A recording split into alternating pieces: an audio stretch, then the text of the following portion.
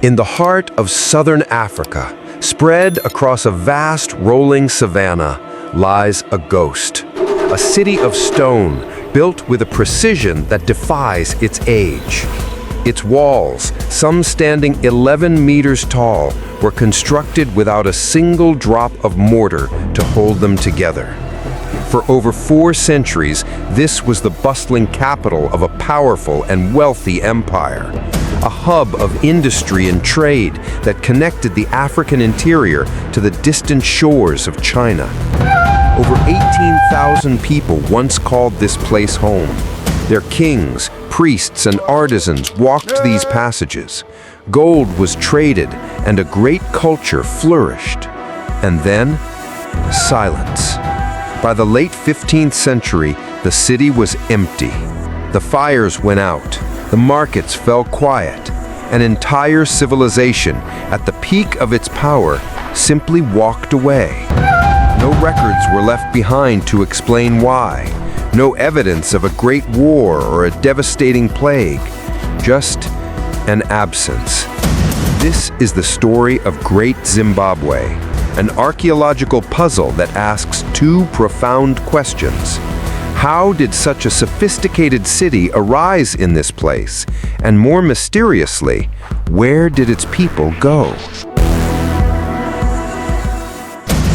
To understand its end, we must first understand its beginning. This was no primitive settlement. Between the 11th and 15th centuries, Great Zimbabwe was the capital of the Kingdom of Zimbabwe, a creation of the Shona people. Its name itself, Zimba Dzamabwe, means Great Houses of Stone, a fitting title for a city that contained the largest stone structures in Africa south of the pyramids. The city was a masterpiece of social design. The elite and the king resided in the hill complex, a natural granite fortress fortified with stone walls, watching over their kingdom. The majority of the population lived in the valley below. But its most iconic feature is the Great Enclosure. Its purpose is still debated. A royal residence? A temple? A symbol of the king's power? Its walls were not built for defense, but for privacy and prestige. Inside, the famous conical tower stands, a solid structure of stone with no known purpose, a silent testament to the city's ambition. This grandeur was funded by one thing: gold. The surrounding plateau was rich with it. This wealth gave the kingdom immense power, allowing it to control trade from the interior to the coast. But a city of this scale has an insatiable appetite. It needs food for its people, timber for its fires, and fresh water for survival. And in the 15th century, it appears something went catastrophically wrong. When a city dies, it usually leaves behind a clear cause of death. But Great Zimbabwe left only clues. For decades, archaeologists and historians have pieced them together, leading to 3 primary theories. The first theory is that the very climate betrayed the city. Evidence suggests that during its rise, the region enjoyed a period of stable, favorable weather. But by the mid-15th century, the climate shifted.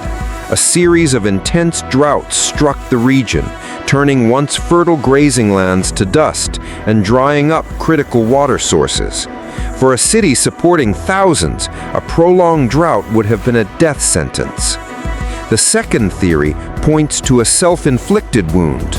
A city of 18,000 people is a hungry machine. It consumes vast amounts of timber for construction and fuel. Its massive herds of cattle would have required immense grazing lands. After centuries of occupation, it's possible the inhabitants simply exhausted their environment.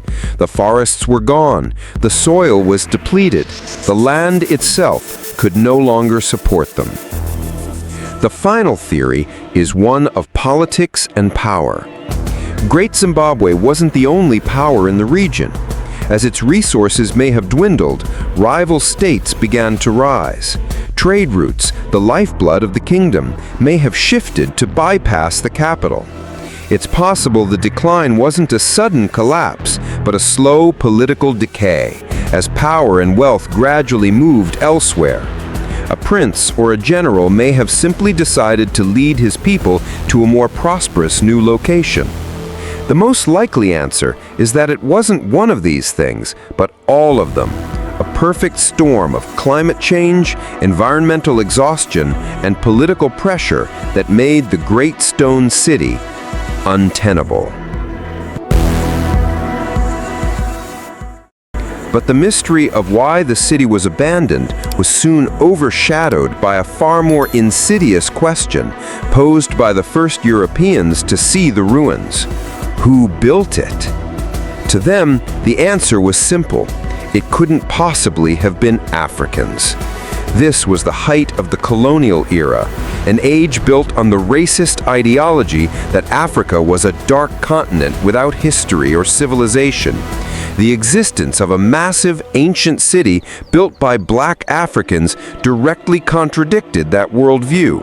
And so, a new myth was created. The ruins, they claimed, must have been the work of foreigners. Perhaps they were the fabled mines of King Solomon, built by Phoenicians or ancient Arabs. Anyone but the ancestors of the Shona people who lived right there.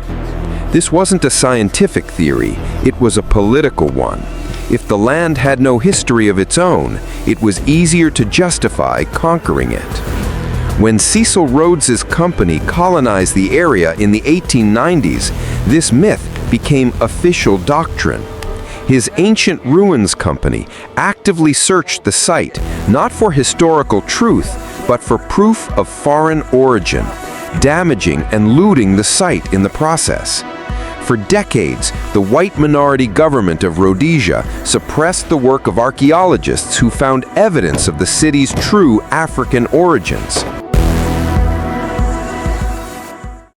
It wasn't until the first definitive scientific excavations in the mid-20th century that the truth was proven beyond all doubt. Archaeologists confirmed the city was unequivocally African, a product of the indigenous Shona culture. The lie was exposed, and when the nation finally won its independence in 1980, it rejected the colonial name Rhodesia and reclaimed its true heritage. It named itself Zimbabwe. Today, the walls of Great Zimbabwe stand as a silent rebuke to those who tried to erase its history. The exact story of its decline may forever be lost to time, a puzzle of climate, resources, and politics, but the truth of its creation is undeniable. It is a symbol of a powerful African past and a testament to the resilience of a history that refused to be buried. The people may have left, but the stones remained, and eventually, the stones told their story. A story that was not just rediscovered, but reclaimed.